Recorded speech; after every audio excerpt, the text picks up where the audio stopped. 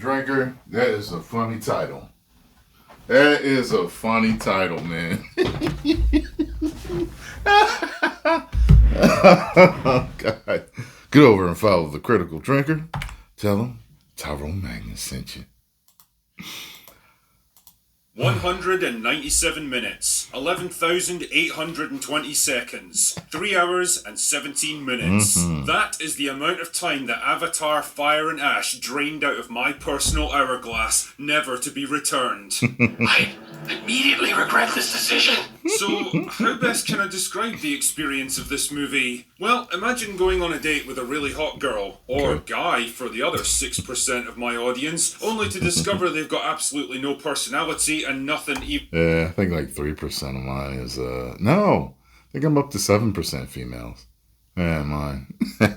even remotely interesting to say. The first hour passes tolerably enough because if nothing else, they're pleasant enough to look at and you're able to coast along with idle small talk while you get quietly drunk. By the second hour you're starting... See, because it's a great looking movie, get it? To get bored and distracted and kind of regretting your decision to come along for this thing, and by the third hour you're just desperate for it to end and seriously considering slipping off to the bathroom, calling an Uber and getting the hell out of there. Fire and Ass is practically a test of human endurance and determination. A bloated, cliched, overwrought, melodramatic, pretentious... I saw people like, yo, it was way better than the second one. They both feel the same to me, okay? To me, nothing beats the first one right now for me. I truly enjoyed that. I enjoyed the story. I enjoyed the special effects. I saw it once, and then I went back again to see it in 3D. And I bought it in 3D when it came out. And yes. So when the second one came out, I was like, I hope this is going to be good. If anybody can do it, it's James Cameron. He didn't let me down. The second one was good, but I still enjoyed the first one better. This one came out, and it feels just like the second one. What's interesting is someone did comment and say, well, the second and the third were actually supposed to be one movie, but he split them up. And that's why you probably feels like it feels the same. Ah, gotcha. So that makes sense. Project by a once great filmmaker who hasn't heard the word no in almost 30 years. A man whose fame and success has given him all the time and money in the world to indulge his worst excesses. And believe me, he does. Just like that date you wish you hadn't gone on, it definitely looks fantastic and I can't fault the sheer money and effort that went into its visuals, but it's ultimately a hollow and meaningless experience. Going nowhere with a bunch of characters you don't particularly care about, taking forever to do it, and ultimately ending up right back where it started. A walking shadow, a poor player that struts and frets. You know what bothers me about this? Sigourney Weaver voices basically a teenage girl. And I think Sigourney Weaver's in her 60s. And you can clearly tell that the voice does not match that character. People were irritated by Spider in the second one. He even has I guess you could say, a greater role in this movie than he did in the last one. He didn't irritate me as much in this one as he did in the first one. Yeah, and I've noticed that like a lot of people basically feel that these movies are style over substance. That seems to be the main complaint. His hour upon the stage and then is heard no more. A tale told by an idiot, full of sound and fury, signifying nothing. Just consume product and then get excited for next product. Jesus Christ, let's just get this shit show underway so I can do something more worthwhile, like cutting the brake cables on my neighbor's car. Yeah, I'll give you a boundary dispute, you prick. Anyway, Fire and Ass picks up shortly after the events of, I don't know, whatever the last movie was called. Everyone's kind of sad now because one of generic protagonist's sons got killed, and honestly, it wasn't until this movie specifically reminded me about it that I even remembered he'd existed. Anyway, there's bigger problems to deal with in the shape of Spider, their adopted human son, who obviously can't breathe the air on Pandora and almost dies when his face mask runs out of batteries. Generic protagonist decides that he can't stay with them anymore. It only took him like 18 years to realise this, so they hitch a ride with a bunch of travelling sky traders or whatever the hell they're supposed to be to take him back to the humans. Yes. But oh no, they get attacked by evil fire people, led by evil fire lady. Why exactly are they evil? Why are they attacking their own people when there's an existential threat to the whole planet to deal with? Don't know, they just are. So the ship crashes and everyone gets separated in the chaos, and Spider dies when his mask runs out of air. Wow, it's funny how that was totally never an issue in the previous movie, but now that it's a plot point, the fucking thing needs to be swapped out like every 20 minutes. Anyway, it turns out to be fine though, because creepy teenage Sigourney Weaver, who's actually the key to everything, downloads a firmware update into him that allows him to breathe the air now. How the fuck does that even begin to work? Don't know. Told you. All I do know is that Colonel Quaritch shows up. Well, that was lucky, wasn't it? And naturally, he's pretty interested in Spider, because if they can duplicate what's been done to him, then humans can survive on Pandora without masks. Wait, hold up. Let's just stop this for a second. I'm sorry to go off on a tangent here, but can someone please explain to me what exactly the human objectives are on Pandora? Because by George, they seem to change more frequently than my fucking underwear. Like, in the first movie, it was basically just a mining operation to grab the magical bullshit mineral on the planet, and the soldiers were there just as hired guns. Look at all that chatter. When dude said that. Guns to protect the operation. Then in the second movie, it was all about sucking out the brain goop from the space whales to make people live forever or something. Now they just want to full-on colonize the entire planet. Why? I mean, I'm no expert on planetary colonization, but speaking as a layman here, if I was looking for a planet to settle on, I'm pretty sure my first priority would be a breathable atmosphere. Like, are you seriously telling me that Pandora is literally the only planet in the galaxy that humanity can possibly colonize? But okay, fine, just for the sake of argument, let's say that this literally is mankind's only option for long-term survival. If so, how exactly does that make them evil? I mean, they're just trying to stay alive like any living species. If the Na'vi faced the same dilemma and they actually had the technology for interstellar travel, they'd almost certainly do the same thing, because ultimately their own survival would take priority over any species that stood in their way. Well, it makes them evil because they're destroying the ecosystem. They're hunting the whales to extinction, and they're tearing up everything before. Certain mining operations really destroy the land and the ecosystems. So that's why they're bad. In fact, I'd argue that expansion and conquest isn't just a necessary step for survival, it's an absolute biological imperative. Humanity's manifest destiny isn't just to reach for the stars, but to seize them in an iron grip and never let go. And that means taking the fight to our enemies, wherever they may be. The demon, the heretic, the Xenos, all shall be purged in the holy fires of war and conquest. All shall fall before the unstoppable might of our armies, until the entire galaxy knows only one thing: the eternal grip of the Imperium of Man.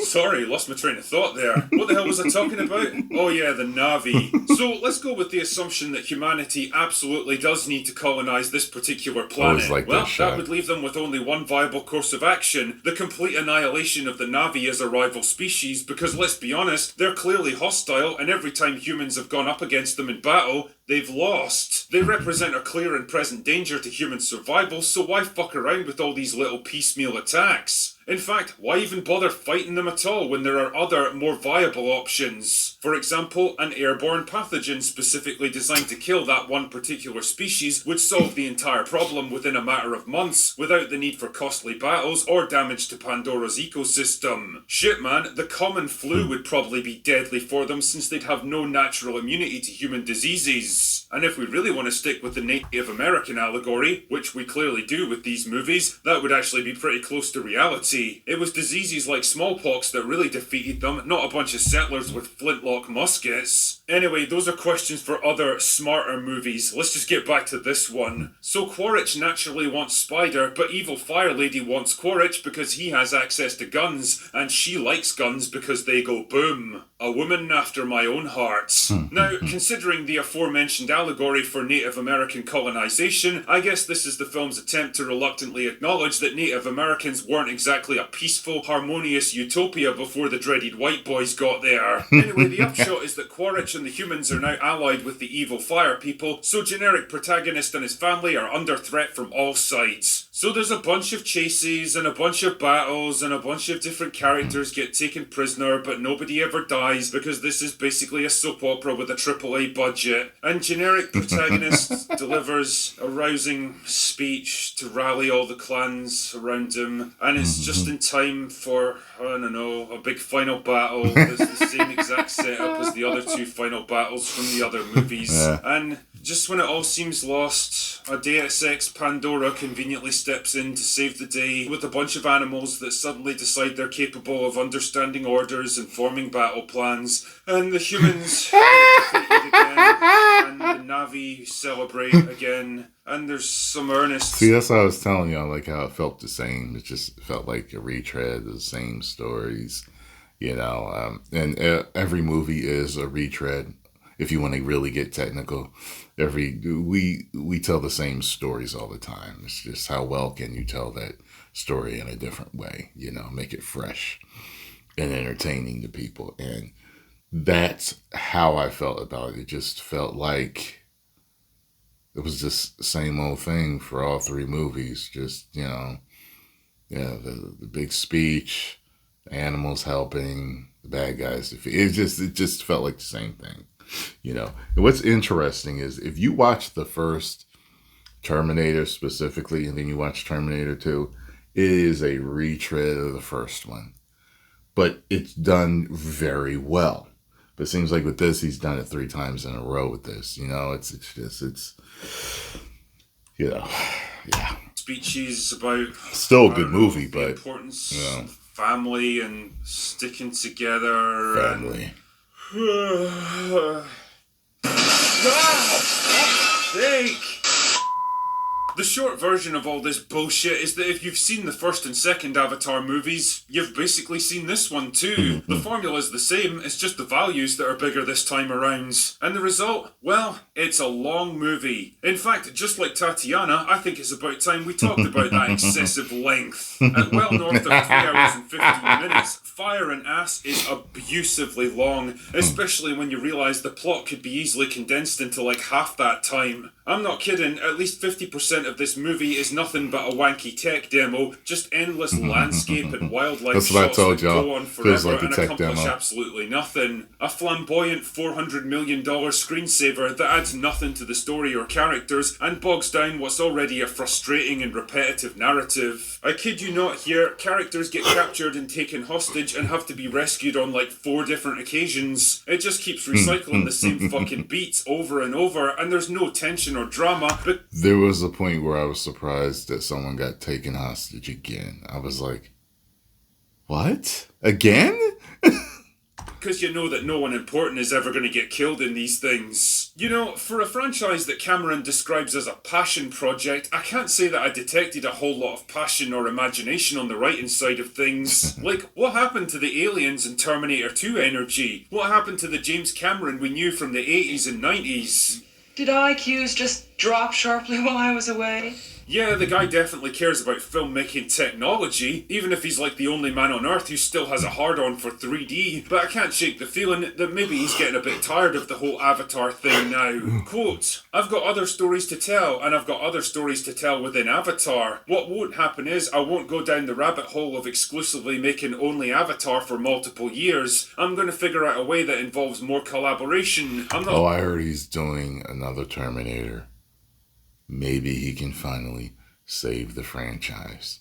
I can't wait for that one. Saying I'm going to step away as a director, but I'm going to pull back from being as hands-on with every tiny aspect of the process. Maybe he's beginning to realise that 25 years is a hell of a long time to invest in 3 movies, especially when you're 70 years old. Like I say, visually it looks fantastic and all that, but it does suffer from the same problem you always get with CGI. There's basically no weight or impact to anything that happens because you know it was all just rendered on a computer. Also, the scenes with Spider do kind of make me laugh. One, because the actor's so fucking wooden you can make a log cabin out of him, and two, because he's the only physically real thing on screen, it's pretty obvious when everything else around him is fake. As for the other characters, they're the usual one-note walking cliches you'd expect from It's funny, I never thought about that. Yeah, everyone else is tech, but he's, just the humans that are human are the only, real thing.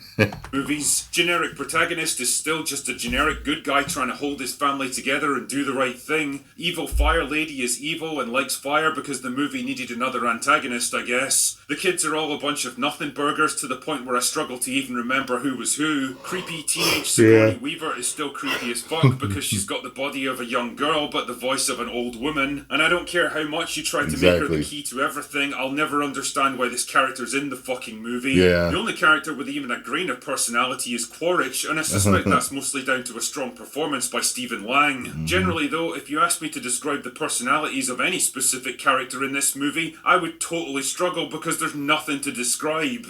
In terms of themes, the anti-colonial, anti-capitalist, anti-military messaging is all present and correct, and honestly, there's not much I can add to it that I haven't said in my previous reviews. I will say though that it's become particularly on the nose this time around. Here's a fun little drinking game you can play at home, kids. Have a careful look at the human characters in Avatar. The brutal soldiers, the cruel whale hunters, the evil corporate types, all the people you're supposed to hate, and take a shot every time you spot a non-white actor on screen, even in the backgrounds. I can pretty much guarantee you'll be stone cold sober by the end of the movie. Why? Because there's none to be found here. And it's strange because normally you can't move for the on-screen diversity in Disney movies, which are determined to reflect the world we live in today. I wonder why they dropped the ball so suddenly with this particular film. I wonder why they chose to have this violent, destructive, expansionist, capitalist, militaristic dictatorship represented almost entirely by one ethnic group. Well, I couldn't possibly solve this mystery. Can you? As a great man once said a long time ago, you might not have noticed that, but your brain did. So how the hell do I sum up my thoughts on the Avatar films? Well, remember the Star Wars prequels? Remember how most people generally agree that the biggest problem with those movies was George Lucas himself and his complete inability to get out of his own way? Remember how most people conceded that he'd become too rich and too powerful and there was nobody left around to call him out on his bullshit and rein in his worst impulses as a... He's way, way better than whatever the hell we've been getting from Disney. I'll tell you that. And it's funny, not until I was terminally on the internet did I find out how much people had a problem with the prequels. I was fine with them, except for the second one. I was just like, oh my God. I couldn't believe it. Like, I didn't think I could watch a bad Star Wars movie. And that one did it for me. And I was just like, oh God. But other than that, I will never forget how I felt. And I was in disbelief. And then when Yoda walked in, and I was like, oh my, I was like, wait. And I remember, because I was just sitting like, and I was like, is he going to fight? Whoa, is Yoda going to fight? And I will never forget, I saw a headline in the newspaper, like the next day or something like that. And it said, late fight scene saves Star Wars movie. And I was like, you damn right. Like, if that fight scene hadn't been in it, because it was like, Yoda fights for the first time. You got to see that. You know what I mean? So, yeah. But I enjoy those movies as a whole, though. All of them. Filmmaker? Well, I think James Cameron seems to have walked the same path, because when you get right down to it, that's what the Avatar movies are. Proof that all the money and all the visuals and all the resources in the world are no substitute for a decent fucking script. Will people still flock to see it no matter what I say here? Sure. Will it still make a shit ton of money? Almost certainly, but probably less than the last movie, which also made less than the first. Will anyone even remember it a week after it leaves cinemas? Probably not, but such is the way of Avatar. It's the ultimate hollow victory, a pile of money. Yeah, and I've seen the first one several times. I only have seen the second one once.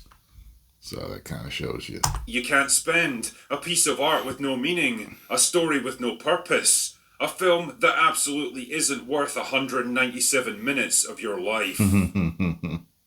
Anyway, that's all I've got for today. Go away now. Well, it is what it is, folks. Have you seen Avatar? Fire and Ass? No, Tired and Ass. Did you enjoy it? Oh, God. 10 million subscribers.